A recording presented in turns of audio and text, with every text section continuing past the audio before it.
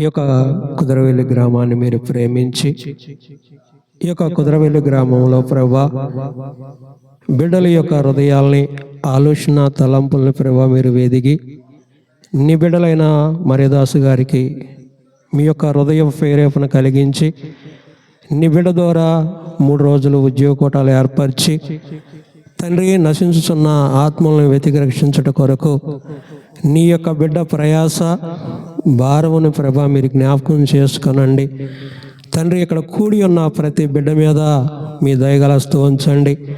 అలాగే మైకా ద్వారా బాక్సుల ద్వారా వినబడుతున్న బిడ్డలకు కూడా మీ ఆదరణ దయచేయండి. వాక్యం వినగలిగిన హృదయమును ప్రభా మీరు దయచేసి ఈ స్థలమంతటి మీద మీ దేవదూతలను ఉంచమని యేసు పరిశుద్ధ నామమున అడిగి వేడుకొనుచున్నాం తండ్రి, ఆమేన్.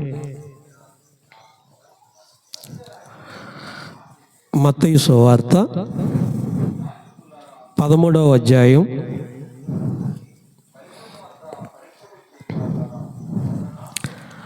3వ వచనం నుంచి చదువుకుందామండి. ఆయన వారిని చూచి చాలా సంగతులను ఉపమాన రీతిగా చెప్పెను. ఎట్లనగా ఇదిగో విత్తువాడు విత్తుటకు బయలు వెళ్ళెను. వాడు విత్తుచుండగా కొన్ని విత్తనములు ద్రోవ పక్కను పడెను. పక్షులు వచ్చి వాటిని మింగివేసెను. కొన్ని చాలా మన్ను లేని రాతి నేలను పడెను. అక్కడ మన్ను లోతుగా ఉండనందున అవి వెంటనే మొలిచెను గాని సూర్యుడు ఉదయించినప్పుడు అవి మాడి వేరు లేనందున ఎండిపోయెను. కొన్ని ముళ్ళ పొదలలో పడెను. ముళ్ళ పొదలు ఎదిగి వాటిని అణిచివేసెను. కొన్ని మంచి నేలను పడి ఒకటి 100 గాను, ఒకటి 60 గాను, ఒకటి 30 గాను ఫలించెను. చెవులు గలగిన వాడు వినుగాక అని చెప్పెను. చాలండి.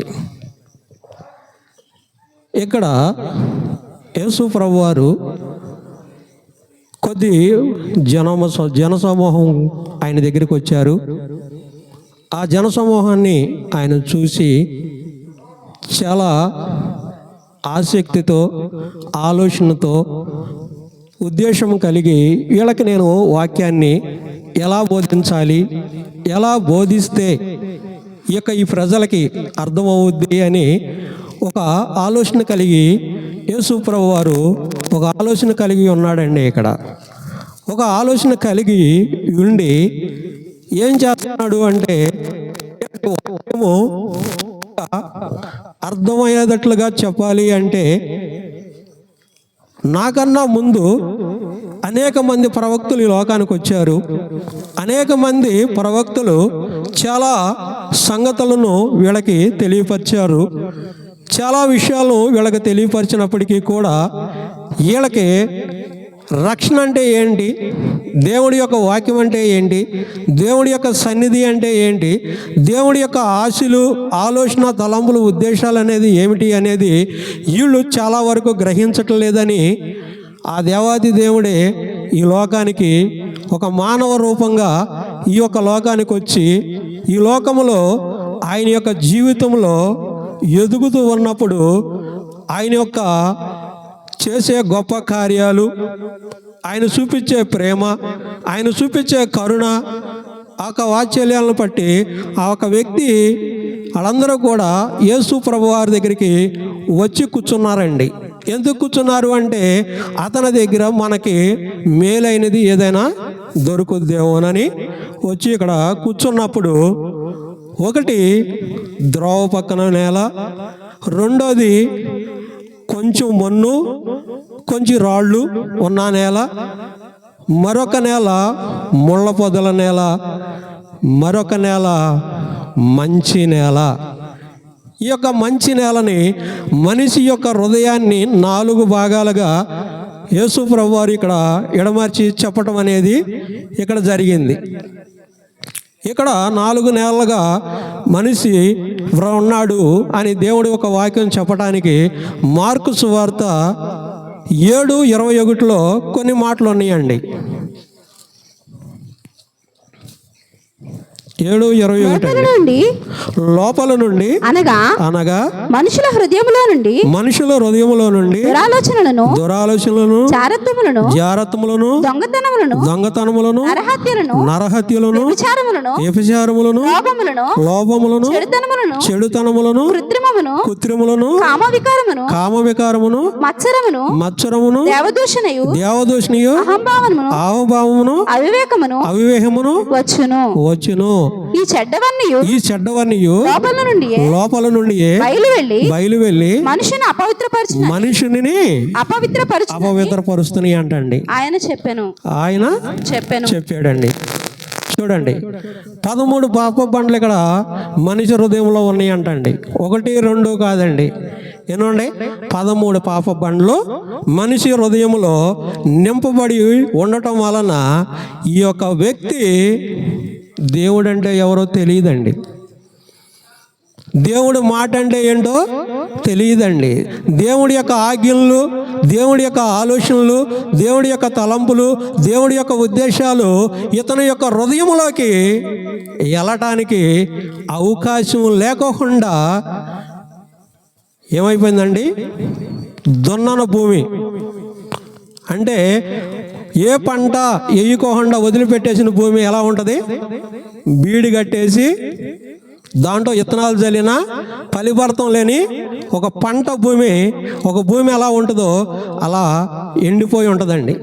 అలాంటి ఈ యొక్క వ్యక్తి హృదయాన్ని ద్రోవ పక్క నేలగా ఈ యొక్క వ్యక్తి హృదయాన్ని పోల్చాడు ప్రభువారు. దేవుడి యొక్క వాక్యాన్ని మనం వింటున్నాము అంటే దేవుడి యొక్క వాక్యాన్ని, దేవుడి యొక్క ఆలోచనని, దేవుడి యొక్క తలంపుల్ని మనము సంపాదించుకోవాలని మన ఒక ఆశ, కోరిక, ఆలోచన, తలంపులు మన దగ్గర ఉంటాయి. కానీ దేవుడు మన దగ్గరికి రావాలంటే మన యొక్క హృదయం ఏం చేయాలి, దున్నబడాలి. దున్నబడాలి అంటే ఇక్కడ దున్నటానికి ఇతను ఇష్టపడతల్లా. ఈ 13 పాప బండలను తీసుకోవటానికి ఏమాత్రము కూడా ఇతనికి ఇష్టం లేదండి. ఈ 13 పాప బండలు ఇతని హృదయంలో కఠినమైపోయినాయి. దున్నన భూమి వెళ్ళే బీడి కట్టుకుపోయి ఉండడం వల్ల ఏమాత్రము ఉపయోగం లేకుండా ఈ ఒక వ్యక్తి ద్రోవపడ్డ పక్కన ఇతను వెళ్ళే ఒక వ్యక్తి ఉన్నాడు. 2వ నెలను చూసుకుందాం. సగము మొన్ను సగము రాళ్ళు, సగం మొన్ను సగం రాళ్ళు ఉన్నాయి. ఈ సగం మొన్ను సగం రాళ్ళు అంటే ఏంటి అంటే ఈ యొక్క వ్యక్తి క్రమంగా చర్చికి వెళ్తాడు, క్రమంగా పాటలు పాడుతాడు, క్రమంగా దేవుడి దగ్గర నమ్మకంగా యథార్థంగా జీవించినట్లుగా నటిస్తూ ఉంటాడు. కానీ ఇతని హృదయంలో కొన్ని రాళ్ళు ఉన్నాయి, కొంతే మొన్నుంది. ఆ కొంత మొన్న ఏంటి అంటే భక్తి పరుల్లాగా కనపడతాం. ప్రజలకు ఎలా కనపడతాడు అంటే భక్తి పరుల్లాగా కనపడతాడు. కానీ లోపల ఉన్న ఈ రాళ్ళు ఏం చేస్తాయి అంటే, పర్వాలేదులే, సినిమా చూస్తే తప్పేమిటి, సెల్ ఫోన్ చూస్తే తప్పేంటి, మనము ఎలాంటి పనులకు వెళ్ళినా, ఎలాంటి స్థలాల్లోకి వెళ్ళినా, ఎలాంటి ఆలోచన, ఎలాంటి తలంపులు, ఎలాంటి ఉద్దేశాలు కలిగి ఉన్నా పర్వాలేదులే, దేవుడు ఏమైనా మనల్ని చూశాడా, దేవుడు ఏమైనా మనల్ని అడిగాడా, ప్రభువారు మన దగ్గరికి వచ్చి ఏమైనా మనతో మాట్లాడతాడా, దేవుడు ఏమైనా మనల్ని గద్దిస్తాడా, దేవుడు ఏ రీతిగానే మనకి సహాయం చేస్తాడా అనే ఒక భ్రమ. ఈ భ్రమలో ఈ ఒక వ్యక్తి తన ఇష్టం వచ్చినట్లుగా జీవిస్తూ, తన ఇష్టం వచ్చినట్లుగా తన జీవితాన్ని పాడు చేసుకుంటూ, కానీ నలుగురిలోకి వచ్చేటప్పటికి ఏం కనపడతాడంటే క్రమం కనపడతాడు. ఈ యొక్క వ్యక్తి జీవితంలో ఏదన్నా ఒక శ్రమ కానీ ఒక సమస్య కానీ ఎదురైందనుకోండి, అప్పుడు కనపడుతుంది తన హృదయంలో ఉన్న యస్వరూపం బయటకు వచ్చుద్ది. తన హృదయంలో ఉన్న ఏంటిది, చెప్పొచ్చావులే, నాకన్నా నువ్వే బైబిల్ ఎక్కువ చదువుతున్నావా, నువ్వు నాకన్నా ఎక్కువ ప్రార్థన నువ్వే చేస్తున్నావా?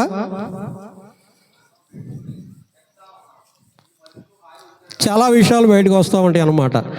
ఇది రెండో నేల. అంటే ఇతని దగ్గర మొన్ను కొంచెమే ఉంది, రాళ్ళు ఎక్కువ ఉండటం వల్ల ఇతనికి ఏ శ్రమ వచ్చినా ఏ ఇబ్బంది వచ్చినా ఏదైనా మాట కష్టమనే మాట మందిరంలో అన్న అయ్యగారి మీద అక్కడ ఉన్న వాళ్ళ మీద అలిగి తన సొంత నిర్ణయాలు కొన్ని తీసుకుని వెళ్ళిపోతూ ఉంటాడు.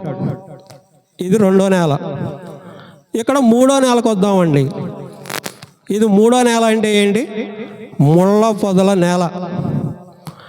ముళ్ళ పొదల నేల అంటే మనకు ఎలా అర్థం అవుద్ది, ఏ రకంగా అర్థం అవుద్ది, దీన్ని ఎలాగ మనం అర్థం చేసుకోవాలి అంటే ఇక్కడ నాకు తెలిసిన ఒక దేవుడిచ్చిన జ్ఞానం మాట నేను మీతో పంచుకుంటున్నాను. ఒక చక్కటి ఒక సహోదరుడు ఉన్నాడు. ఆ సహోదరుడికి ఒక గవర్నమెంట్ ఎంప్లాయ్, ఒక నెలకి 1,00,000-1,50,000 జీతం వస్తుంది. ఆ వ్యక్తి చక్కటి ఇల్లు కట్టాడు, చక్కగా వివాహం చేసుకున్నాడు, బిడ్డలు పుట్టారు, కుటుంబం ఉంది, ఫ్యామిలీ బాధ్యత ఇక్కడ చాలా చక్కగా ఉన్నది. చూడటానికి అతనికి ఏమిటయ్యా, నెలకి 1,50,000-2,00,000 జీతం కాబట్టి చక్కగా ఇల్లు కట్టాడు, కారు కొన్నాడు, మంచి బైక్ కొన్నాడు, మంచి హోదా సిద్ధపాటు కలిగి ఉన్నాడు. కాబట్టి అతనికి ఎలాంటి శ్రమ ఎలాంటి ఇబ్బంది లేదు కాబట్టి చాలా బాగుంటున్నాడని ఇక్కడ దేవుడి యొక్క వాక్యం ఇక్కడ చెప్పుకుంటూ ఉంటారు. దేవుడు అతనికి అన్ని మేలులే చేస్తున్నాడు, దేవుడికి అతనికి అన్ని సహాయమే చేస్తున్నాడు. దేవుడు అతని పక్షాన ఉన్నాడు కాబట్టి అన్ని విషయాల్లో అతను అభివృద్ధి చెందుతున్నాడు అని ఇక్కడ ఒక ఆలోచన కలిగి చుట్టుపక్కల ఉన్న వాళ్ళందరూ అనుకుంటూ ఉంటారు. కానీ నిజమేంటి అంటే అతను ఒక కొత్త ప్యాంటు షాపింగ్కి వెళ్ళి ఒక కొత్త ప్యాంటు కొనుక్కొని వచ్చాడు. కొత్త ప్యాంటు కొనుక్కొచ్చి, అమ్మా రేపొద్దున నేను ఫంక్షన్కి వెళ్ళాలి, నా సహోదరుడి ఇంట్లో ఫంక్షన్ ఉంది, ఆ ఫంక్షన్కి నేను వెళ్ళాలి కాబట్టి ఈ ప్యాంటు నాకు కొద్దిగా లూజ్ అయ్యింది, 2 అంగుళాలు కట్ చేసి లోపలికి మడత పెట్టి కొట్టండి, రేపు నేను ఫంక్షన్కి వెళ్ళాలని చెప్పేసి అక్కడ పెట్టేసి ఇతను వెళ్ళిపోయి పడుకున్నాడు. ఈ ఇంట్లో ఎంతమంది ఉన్నారు? 4 ఉన్నారు. ఈ 4లో చిన్న ఆవన లేచి ఏం చేసింది అంటే బాగా ఆలోచించి, మా నాన్నకి నేను తప్ప మరెవరు పని చేయరు కాబట్టి మా నాన్న ప్యాంట్ని నేనే కట్ చేసి కుట్టేసి ఇచ్చేయాలని చెప్పేసి ప్యాంట్ తీసుకొచ్చింది, 2 అంగుళాలు కట్ చేసింది, ఆ 2 అంగుళాలు కట్టేసి కుట్టి అక్కడ పెట్టేసి తను పడుకుంది.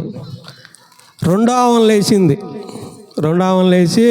మా నాన్న ఎంత కష్టపడుతున్నాడు నా కోసం, మా నాన్న ఎంత చేస్తున్నాడు, మరి నేను చేయకపోతే ఏమైంది అని తను కూడా 2 అంగుళాల ప్యాంట్ని కట్ చేసి కుట్టేసి అక్కడ పెట్టేసి ఆమెను కూడా పడుకుంది. అలాగే ఈ యొక్క మూడో వ్యక్తి కూడా లేచి మళ్ళీ 2 అంగుళాలు కట్ చేసింది, తను కూడా కుట్టేసి పక్కన పెట్టింది. 4వ వ్యక్తి లేచింది, తను కూడా కట్ చేసి తీసేసింది, కుట్టి పక్కన పెట్టేసింది. తెల్లారి పొద్దున్నే లేచాడు, ఎక్కడికి వెళ్ళడానికి, మీ ఫంక్షన్కి వెళ్ళాలి. లేచి ప్యాంట్ వేసుకుంటే ఎట్లా ఉంది, ఇటు నిక్కరా ఇటు ప్యాంటు, రెండింటికి సంబంధం లేకుండా అయిపోయింది. ఈ రెండింటికి సంబంధం లేకుండా అయిపోయేటప్పటికి ఇక్కడ ఇతనికి ఏం చేయడానికి లేదు, మళ్ళీ పాత ప్యాంట్ వేసుకుని వెళ్ళాలి. కానీ ఈ యొక్క ఉపమానం నేను ఎందుకు చెప్పాను అంటే ఇక్కడ కుటుంబాల్లో ఐక్యత లేదు. ఒక మాటగా అర్థం చేసుకోవాలి అంటే ఇక్కడ కుటుంబాల్లో ఐక్యత లేదు. అర్థం అంటే ఏంటి అంటే తల్లి యొక్క మాట బిడ్డలను తీసుకునే పరిస్థితుల్లో లేరు, బిడ్డలను అజగనుకునే తల్లి ఇక్కడ లేదు అని ఇక అర్థం అవుతుంది ఇక్కడ. ఎందుకని చిన్న కుమార్తె లేచింది, తన పని చేసింది, తనే గొప్పదనుకుంది. రెండో కుమార్తె లేచింది, నేనే గొప్పదాన్ని అనుకుంది, తన పని తను ముగించింది. మూడో ఆమెను కూడా లేచింది, నేనే గొప్పదాన్ని అనుకుంది. అంటే ఈ కుటుంబంలో ఉన్నది ఎంతమంది? నలుగురు. ఈ నలుగురు మధ్యన ఏమున్నది? ఏకాత్మ లేదు, ఏక ఆలోచనలు లేవు, ఏక తలంపులు లేవు, ఏక మనస్సు లేదు, ఏక ఉద్దేశాలు లేవు. అంటే అక్కడ దేవుడి ప్రేమ లేదు. ఉందంటారండి? ఏమా ఉందా? ఉంటే ఏమంటారు? అమ్మా నాన్నగారిది ప్యాంటు మరి కురసంట 2 అంగుళాలు కట్ చేసి కుట్టని తల్లి చెప్పింది అనుకో, ఆ ముగ్గురు ఈ ప్యాంట్ కట్ చేసి కుడతారా? కుట్టరు.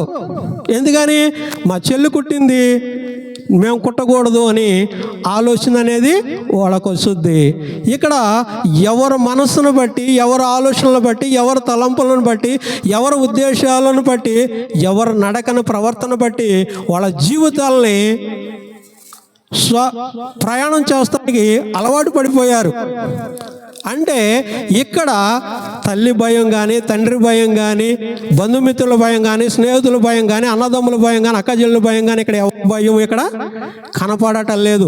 ఎవరు స్వతంత్రం వాళ్ళది, ఎవరు ఇష్టం వచ్చినట్టు వాళ్ళు బ్రతకొచ్చు, ఎవరికి వాళ్ళే స్వేచ్ఛ స్వతంత్రులు. కానీ ఇక్కడ 2 లక్షల రూపాయల జీతము, చక్కటి ఇల్లు, చక్కటి వాహనము, చక్కటి కారు అన్నీ ఉన్నాయి. కానీ ఆ ఇంట్లో ఏమి లేదండి, ఏమి లేదు, దేవుడు లేడు. వీళ్ళు చుట్టుపక్కల ఉన్న వాళ్ళందరూ కూడా ఏమనుకుంటున్నారు అంటే, ఆహా చూడు ఎంత అదృష్టమో, ఎంత భాగ్యమో, ఎంత దీవెనో, ఎంత ఆశీర్వాదమో, ఎంత గొప్ప మేలో. ఆ గుడి కడితే ఆ గుడికి 1000 రూపాయలు, ఈ పండగ వస్తే ఈ పండగ డబ్బులు. అతని ఇంటికి వెళ్తే లేదు అనుకోకుండా ప్రతిదీ ఇస్తాడు. ఏంటిది? అతని ఇంటికి వెళ్తే ఏమంటాడు? ప్రతిదీ ఇస్తాడు. ఎవరైనా సరే దేహి అని వెళ్తే నాకు జరుగుబాటు లేదు అంటే డబ్బు ఉంది, ఇస్తున్నాడు. కానీ ఆ ఇంట్లో ఏమన్నదంటే నెమ్మది, సమాధానం, ప్రేమ, ఐక్యత అనేది ఆ గృహంలో లేదని ఇప్పుడు ఈ యొక్క సబ్జెక్ట్ మీద మనం అర్థం చేసుకోవచ్చండి. దీన్నే ముళ్ళ పొదల నేల అని మనం చెప్పుకోవచ్చు. ఎందుకని అంటే ఈ ఇంట్లో కుటుంబం ప్రార్థన లేదు, దేవుడికి లోపడదామనే ఆలోచన, తలంపులు, ఉద్దేశాలు వాళ్ళ యొక్క హృదయాల్లో లేవు. దేవుడికి కానుక ఇవ్వటం వేరు, దేవుడి గుడి కట్టియటం వేరు, దేవుడిని ఆరాధించటం వేరు. దేవుడికి నువ్వు ఒక పెద్దగా నువ్వు గుడికి సమస్తము నువ్వు భరించగలిగినంత తెలివి జ్ఞానం ఉండొచ్చేమో, కానీ మన కుటుంబంలో ఒక నెమ్మది, ఒక సమాధానం, ఒక ఐక్యత లేనప్పుడు ఏముంటుందండి? ఇంట్లో ఈగలు, బయట పల్లకీలు. ఇంట్లో ఏంటి? ఈగలు, బయట పల్లకీలు. అంటే అండి బయటికి వెళ్ళినప్పుడు నీకు ఒక విలువ, గౌరవం, మర్యాదలు అన్నీ వస్తాయి. కానీ ఇంట్లోకి వచ్చేటప్పటికి నీ భార్య, నీ పిల్లలు ఎలాంటి ఆలోచన, ఎలాంటి తలంపులు, ఎలాంటి ఉద్దేశాలతో నువ్వు ఉన్నావో లేవు అనే గ్రహింపు, ఆ జ్ఞానము దేవుడు అక్కడ లేకోకుండా ఈ 3వ నెల ముళ్ళ పొదల నేలగా మార్చబడిందనమాట. అంటే ఏంటంటే భక్తిలో ఎదగటానికి నీకు నీ కుటుంబంలో దేవుడు లేడు. దేవుడి యొక్క ఆశలు, ఆలోచన, తలంపులు, ఉద్దేశాలని నువ్వు ఎదగాలనే కోరిక, తలంపులు నీ దగ్గర లేవు. కానీ ఏంటి అంటే నీ దగ్గర రూపాయి ఉంది, ఆ రూపాయిని నువ్వు ఎరజల్లుతున్నావు కాబట్టి నిన్ను పొగడొచ్చు, నీ వెనకాలే నిన్ను మాటలు అనొచ్చు. కానీ ఇక్కడ దేవుడి ప్రేమ చాలా సున్నితమైనదండి. పేదలైన వారే ధనులు, వాళ్ళదే పరలోక రాజ్యం. దేవుడు నిన్ను, నన్ను, మనందరినీ కూడా ఏమంటున్నాడు అంటే, విరిగి నలిగిన హృదయమును నువ్వు నాకు ఇవ్వగలవా? విరిగి నలిగిన హృదయమును నాకు ఇవ్వగలవా? విరిగి నలిగిన మనసును నాకు ఇవ్వగలవా?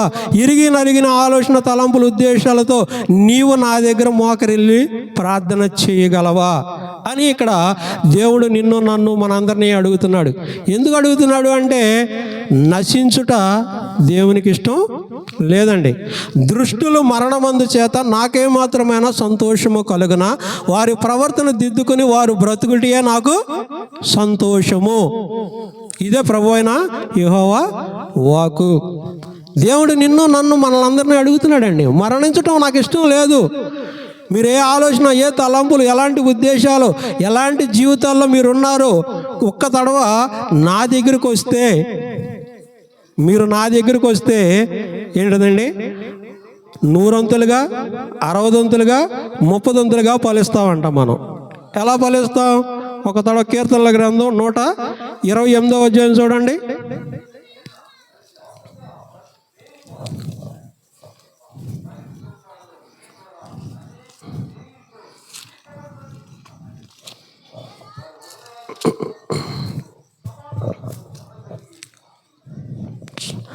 అమ్మ తీసావా?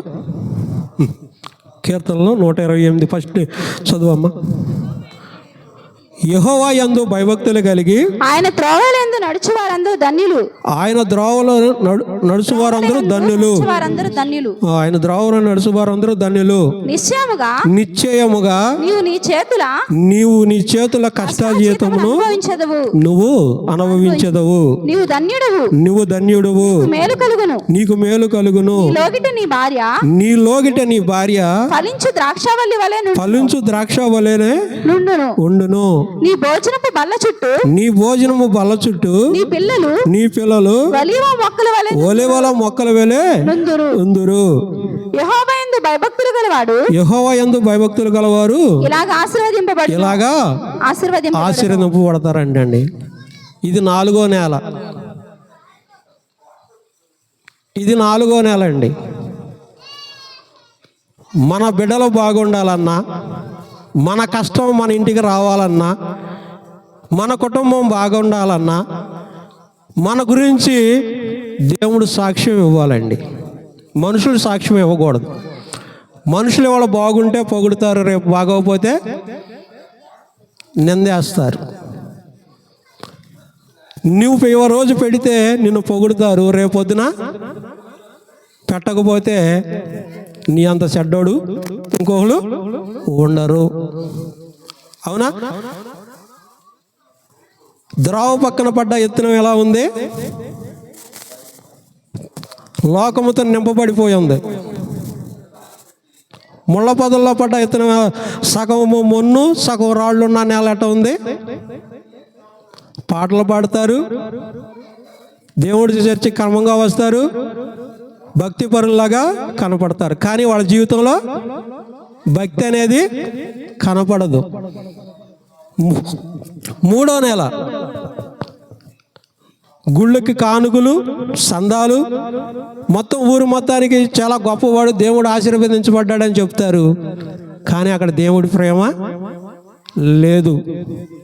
4వ నెల యెహోవా యందు భయభక్తులు కలిగి ఎవరైతే తన యొక్క అడుగు జాడల్లో తన ప్రేమతో, తన యొక్క ఆలోచన, తన తలంపులు, తన ఉద్దేశాలతో నింపబడతారో తన చేతులు కష్టాజీతం అంటండి వ్యర్థంగా పోదంటండి. వ్యర్థంగా పోదు. ఒక్క తడవ అర్థం చేసుకోండి హృదయపూర్వకంగా. చాలా మన హృదయంలో చాలా కలవరాలు ఉన్నాయి. బిడ్డల మాటలు వింటలేదని, భర్త మాట వింటలేదని, తాగి వచ్చాడని, చాలా విషయాలు చాలా స్పష్టంగా మన గృహాల్లో చాలా వినపడుతూ ఉంటాయి. తల్లిదండ్రులకే గొడవ, తల్లికి బిడ్డకే గొడవ, తండ్రికి కుమారుడికే గొడవ. వస్తువులు కొనకపోతే ఇంట్లో పుట్టడం కంటే చనిపోవటం మేలు. ప్రేమ లేదండి. బండి కొంటే బిడ్డింటికి వస్తాడో లేదో కూడా తెలియని పరిస్థితి. మరి దేవుడి వాక్యము, దేవుడి మందిరానికి వెళ్ళి దేవుడి మందిరంలో కూర్చొని దేవుడి వాక్యం మనం వింటున్నప్పుడు దేవుడి యొక్క ఆలోచనలు, దేవుడి యొక్క తలంపులు, దేవుడి యొక్క ఉద్దేశాలు మనకు తెలియపరచకపోతే, మనకు అర్థం కాకపోతే, దేవుడు మాట్లాడే మాట మనకి అర్థం కాకపోతే మనం మరి బాధ ఎవరికి చెప్పుకుంటాం? మన బాధను ఎవరు తీరుస్తారు? బంధువులు తీరుస్తారా? వాళ్ళ సమస్యలు వాళ్ళకే ఉన్నాయి. నీ సమస్యనే వాళ్ళకి వెళ్తే వాళ్ళ సమస్యలు వాళ్ళ ఊరికి చెప్పుకుంటారు. నిన్ను నన్ను మనందరినీ ప్రేమించి ఆ దేవాతి దేవుడి లోకానికి వచ్చి మన కొరకు ప్రాణం పెట్టి తన విలువైన రక్షణను మనకి అందించి మన కొరకు తిరిగి లేచిన గొప్ప దేవాతి దేవుడు ఏమంటున్నాడంటే, సమస్త భారములు మోయిచున్న సమస్త జనులారా మీరు నా యొద్దకు రండి, నేను మీకు విశ్రాంతిని కలగజేస్తాను. ఆపత్తు కాలమును నువ్వు నాకు మొర్రపెట్టుము, నేను నిన్నుకు ఉత్తరం ఇస్తాను, నేను నిన్ను విడిపిస్తాను అని దేవాతి దేవుడు మనకు మాటిస్తుంటే, మన యొక్క సొంత ఆలోచనలతో సొంత తలంపులతో మన సొంత చిత్తానుసారంగా వెళ్ళిపోయి దేవుడు నాకేం మేలు చేశాడు అని అడిగితే దేవుడు కూడా ఏం సమాధానం చెప్పడండి. ఎందుకంటే మోసపోకుడి, దేవుడు ఎక్కిరింపబడడు. నువ్వేదైతే ఎత్తుతావో, నువ్వేదైతే ఆలోచిస్తావో, నువ్వేదైతే ఆశపడతావో అది నీకు దొరుకుద్ది. ఈ లోకంలో నువ్వేది ఎతుకుతున్నావో, మనం ఏది ఎతుకుతున్నామో, మనం ఎలాంటి ఆలోచన తలంపులతో మనం ఈ లోకంలో ప్రయాణిస్తున్నామో అదే దొరుకుద్దని ఇక్కడ దేవుడు ఒక వాక్యం సెలవిస్తుంది. కాబట్టి నిన్ను నన్ను మనందరినీ కూడా ప్రేమించి దేవుడి బిడ్డలైన వాళ్ళు దేవుడి దగ్గర ప్రార్థన చేసి, అయ్యా మరి ఏంటి నా పరిస్థితి, నన్నేం చేయమంటావు, నన్ను ఎలాగా ఇలాంటి వాళ్ళకి నేను న్యాయం చేయాలి, అయ్యో ఈ బిడ్డ చూడు ఎలా ఉన్నాడు, ఈ కుటుంబం చూడు ఎలా ఉందో, ఈ పరిస్థితి ఎలా ఉందో చూడని దివారాత్రములు ధ్యానించే ఒక వ్యక్తి, ఒక సేవకులు. అందుకే ఒక బాధ్యత భారం అనేది ఒక సేవకుల మీదే పెడతాడు ఎక్కువగా. ఒక చర్చి అనేది దేనికి అంటే నీ సమస్యలన్నింటిని అక్కడ తీర్చుకునడానికి అది ఒక న్యాయం అన్నమాట. దాంట్లో దేవుడు ఉన్నాడు. కాబట్టి ఈ రోజున ఈ యొక్క ఉద్యోగ కోటాలు ఏర్పరిచింది ఎందుకు అంటే, మన జీవితాల్లో, మన ఆలోచనలో, మన తలంపుల్లో ఎలాంటి ఆలోచన, ఎలాంటి తలంపులు, ఎలాంటి ఉద్దేశాలతో దేవుడిని దుఃఖ పెడుతున్నామో, దేవుడికి దూరంగా ఉంటున్నామో, దేవుడి యొక్క ఆలోచనల తలంపులకి మనం ఎంత దూరం అయిపోతున్నామో, దేవుడి దీవుల్ని మనం ఎలా పొందుకోలేకపోతున్నామో అని ఆలోచన చేయట కొరకు ఈ యొక్క ఉద్యోగ కోటాలు ఏర్పరచు. నా యొక్క విలువైన మాటల్ని నువ్వు వెల్లడి చేయి, దాని విని లోబడిన వాళ్ళకి నేను తీర్పు, వినని వాళ్ళకి ఎవరిది లేదండి. నువ్వైనా నేనైనా ఎవరమైనా ఒకటేనండి, మనందరం ఒకటే. ఇక్కడ ఎవరికి ఎలాంటి సమస్య లేదు. ఆయన చెప్తున్నాడు, ఆయన గొప్పవాడు అనుకుంటున్నారేమో. నా జీవితం దేవుడికి తెలుసు, మన జీవితం దేవుడికి తెలుసు. మనందరి మీద దేవుని యొక్క ఆత్మ ఉన్నది. అందుకే దేవుడు లోకమును ఎంతో ప్రేమించి ఉన్నాడు, తన అద్వితీయ కుమారుని లోకానికి పంపి ఉన్నాడు. ఆయన యందు విశ్వాసముంచు ప్రతివాడు నశింపగా నిత్య రాజ్యానికి వారసుడవుతాడు. ఎవరి యందండి? ఆయన యందు. కీర్తనకారులు ఇంకొక మాట మాట్లాడాడు, మనుషులను నమ్ముకున్నట కంటే యెహోవాను ఆశ్రయించడం ఎంత మేలు, రాజులను నమ్ముకున్నట కంటే యెహోవాని ఆశ్రయించట ఎంత మేలు.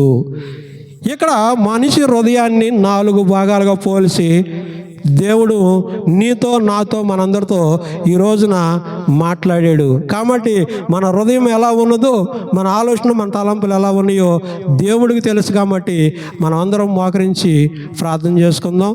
దేవుడికి మన సమస్యలు దేవుడికి చెప్పుకుందాం. మోకరించండి. తండ్రి, నా హృదయము ఎక్కడున్నదో ప్రభా, ఎత్తుక్కునే మనసును ప్రభా నాకు మాకు దయచేయండి. నీ యందు భయభక్తులు కలిగి నీ యొక్క లోగిట ఫలించే ద్రాక్ష వలె ఉన్నట్లుగా సహాయం దయచేయని ఈ వాక్యం తండ్రి, ఈ మాటలు ప్రభా ఈ మైకా ద్వారా కానీ బాక్సుల ద్వారా కానీ ఇక్కడ కూర్చున్న ప్రతి బిడ్డని మీరు జ్ఞాపకం చేసుకుని, ఎవరు ఎలాంటి సమస్యలు, ఎవరు ఎలాంటి ఆలోచనలు, ఎవరు ఎలాంటి తలంపులతో ఈ స్థలానికి వచ్చారో వాళ్ళ హృదయ రహస్యాలు ఎదిగిన దేవుడు ప్రభువా. ఎవరైతే నువ్వు నాకు మొర్ర పెట్టుతావో నేను నీకు ఉత్తరం ఇస్తానని నువ్వు మాట్లాడిన గొప్ప దేవుడు కాబట్టి ప్రభువా, నీకు మొర్రపెట్టే భాగ్యం ప్రభువా మాకు దయ చూపించమని ఈ మనవలన్నీ నజరేయుడైన యేసు నామమున అడిగి బ్రతిలాడి వేడుకొనుచున్నాం తండ్రి. ఆమేన్.